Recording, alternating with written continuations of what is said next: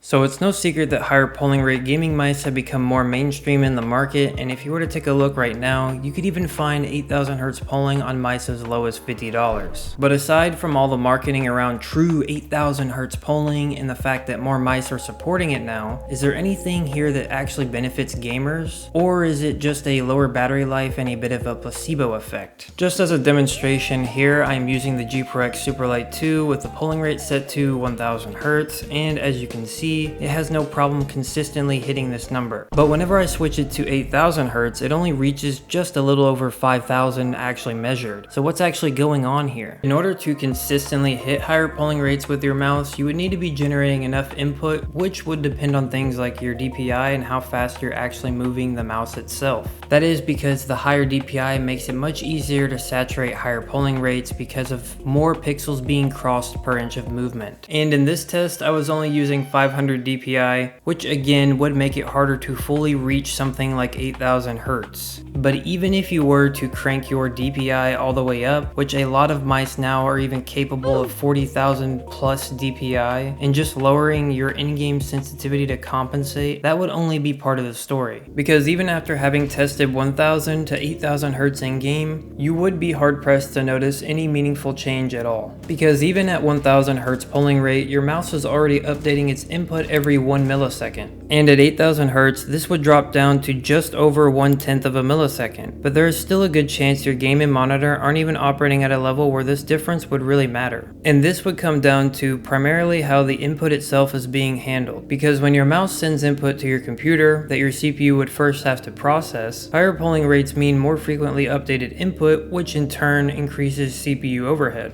And in games, especially CPU bound ones like many esport titles you know, this can show up as worse 1% lows, more frame dips, and less consistent performance overall. And while your game does send and receive data from a server, that process is still limited by the game's engine and tick rate, so sending more frequent mouse updates wouldn't necessarily translate into a more consistently useful in-game performance shift. And if you're not using at least a 240 Hz refresh rate monitor, you're very likely not going to notice any meaningful change to begin with. But let's say that you have a NASA machine that can run black hole simulations pushing insanely high frames per second, and a top of the line esports level monitor that is capable of refresh rates beyond 500 Hz. Any actual differences between 1000 Hz to 8000 Hz is still extremely difficult to perceive in real gameplay. Just take a look at this list of CS professionals, for example. As you can see, most of which are using DPI settings between 400 and 800, with polling rates averaging at around 1000 Hz. But even in a competitive scene where most pros would consider using the latest and greatest, in a game that is so very dependent on your ability to aim, why is around 90% of the pros still opting to use lower polling rates and a lower DPI?